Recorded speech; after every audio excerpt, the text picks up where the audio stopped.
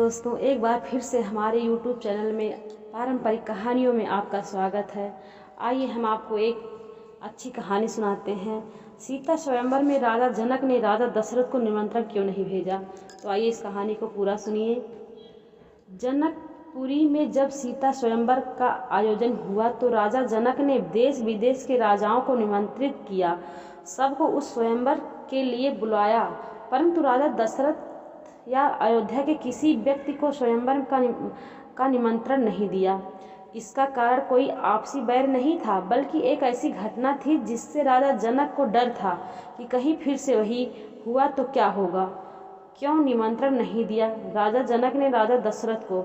क्या थी वो घटना, आइए जानते हैं दोस्तों। एक बार राजा जनक के शासन काल में एक व्यक्ति का विवाह हुआ। विवाह के बाद वह पहली बार सज संवर कर अपनी ससुराल को जा रहा था। कुछ दूर जाने पर रास्ते में एक जगह उसको दलदल मिला। उसने थोड़ा पास जाकर देखा तो उसमें एक गाय फंसी हुई थी, जो शायद फंसे फंसे मरने की दशा में आ गई थी। उस व्यक्ति ने उसको देखा तो उसके मन में गाय को बचाने का ख्याल आया, परंतु दूसरे ही क्षण मन में एक विचार आया कि उसने सोचा, ये गाय तो कुछ देर में मरने वाली ही है। अगर मैं इसको यहाँ से बाहर निकालने के लिए इस दलदल में घुसा तो मेरे कपड़े और जूते खराब हो जाएंगे और मैं अपनी ससुराल में ऐसी हालत में कैसे जा पाऊंगा। यह सोचकर वह गाय के ऊपर पैर रखकर आगे बढ़ गया। जैसे ही वह आगे बढ़ा, गाय ने जब उसे जाते हुए देखा तो उस व्यक्ति को श्राप दिया कि जिसके लिए तू जा रहा है उसे तू देख नहीं पाएगा। यदि तू उसे देखेगा भी तो वह तत्काल ही मृत्यु को प्राप्त हो जाएगी। यह कहकर कुछ ही क्षण में गाय के प्राण निकल गए। उस श्राप को सुनकर उस व्यक्ति दुविधा में फंस गया। उससे अपने किए पर बहुत पछतावा हो रहा था, परंतु अब कुछ नहीं हो सकता था। जो होना था वो हो गया। वह अब व्यक्ति उस गाय के शाप से मुक्त होने का विचार करने लगा।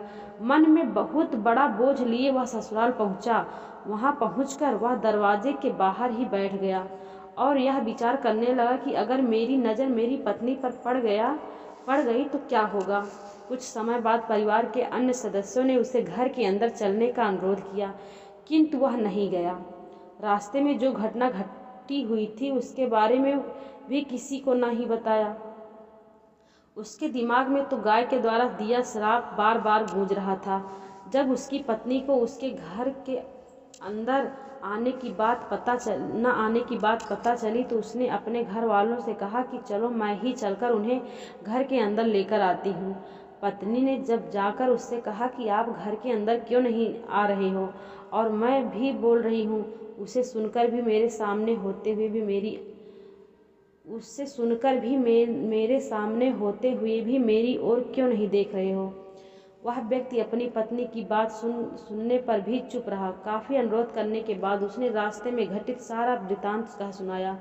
पत्नी ने कहा, मैं भी पतिव्रता स्त्री हूँ, ऐसा कैसे हो सकता, आप मेरी ओर तो देखो। अपनी पत्नी की बात सुनकर उसने ज्यों ही नजर उठाकर अपनी पत्नी की ओर देखा, वैसे ही उसकी आंखों की रोशनी चली गई और वह गाय के पापवश पत्नी को देख ही नहीं सका। उस व्यक्ति की पत्नी भी पतिव्रता थी, इसी कारण उसकी मृत्यु नहीं हुई। यह देखकर पत्नी अपने पति को साथ लेकर राजा जनक के दरबार में गई। वहां जाकर उसने सारा वृतांत का सुनाया।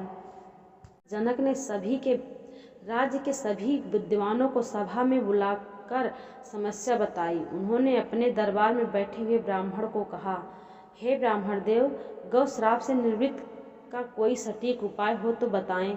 सभी विद्वानों ने आपस में विचार करके एक उपाय बताया। उन्होंने कहा कि यदि कोई पतिव्रता स्त्री छननी में गंगा जल लाकर उस जल के छींटे इस व्यक्ति की दोनों आंखों पर मारे तो गौ श्राप से मुक्ति मिल सकती है तथा इसकी आंखों की रोशनी पुनः लौट सकती है।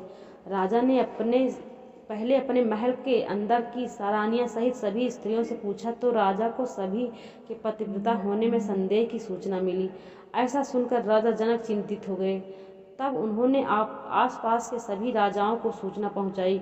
उन्होंने उन्हें संदेश में कहा कि उनके राज्य में यदि कोई पतिव्रता स्त्री है तो उसे ससम्मान राजा जनक के दरबार में भेज दिया जाए।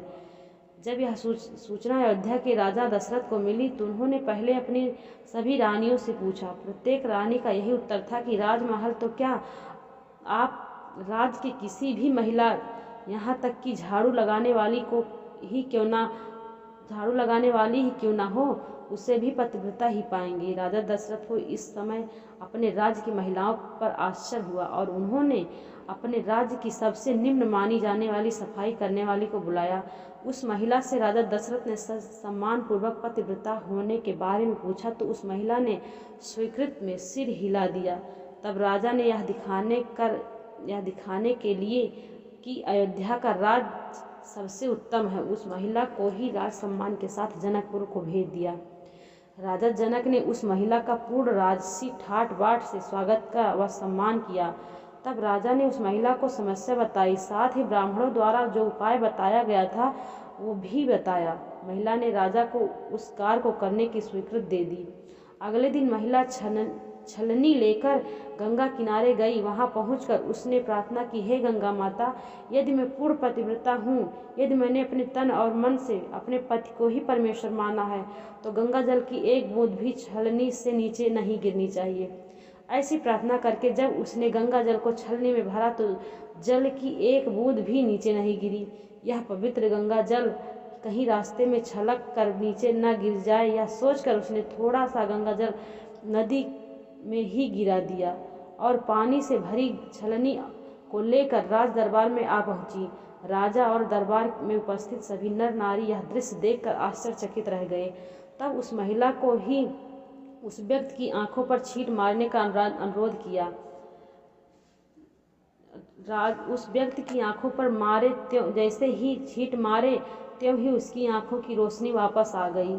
ये देखकर ही लोग प्रसन्न हुए। तब उस महिला को पूरे राज सम्मान के साथ पारितोषिक दिया। जब उस महिला ने अपने राज्य को वापस जाने की अनुमति मांगी तो राजा जनक ने अनुमति देते हुए जिज्ञासावश उस महिला से उसकी जाति के बारे में पूछा। तब उस महिला द्वारा बताए जाने पर राजा आश्चर्यचकित हो गए। यही कारण था कि सीता स्वयंवर के समय राजा ने सोचा कि जिस राज्य की सफाई करने वाली इतनी पतिव्रता है तो उसका पति कितना शक्तिशाली होगा। यदि राजा दशरथ ने उसी प्रकार के किसी निम्न श्रेणी के व्यक्ति को स्वयंवर में भेज दिया और अगर उसने धनुष संधान किया तो क्या होगा। राजकुमारी किसी निम्न श्रेणी के व्यक्ति को न वर ले। यही सोचकर अयोध्या नरेश राजा जनक ने राजा दशरथ को निमंत्रण नहीं भेजा, किंतु विधाता की लेखनी को भला कोई आज तक टाल सका। वही हुआ जो होना था। अयोध्या के राजकुमार वन में विचरण करते हुए अपने गुरु के साथ जनकपुर पहुंच ही गए। तब धनुष तोड़कर राजकुमार राम ने सुकुमारी सीता को वरण कर लिया। बोलो सिया रामचंद्र की जय। दोस्तों, आपको यह कहानी कैसी लगी कृपया कमेंट बॉक्स में ज़रूर बताएं और हमारी कहानी या वीडियो पसंद आई हो तो हमारे चैनल को लाइक सब्सक्राइब जरूर करें। दोस्तों, जय श्री राम।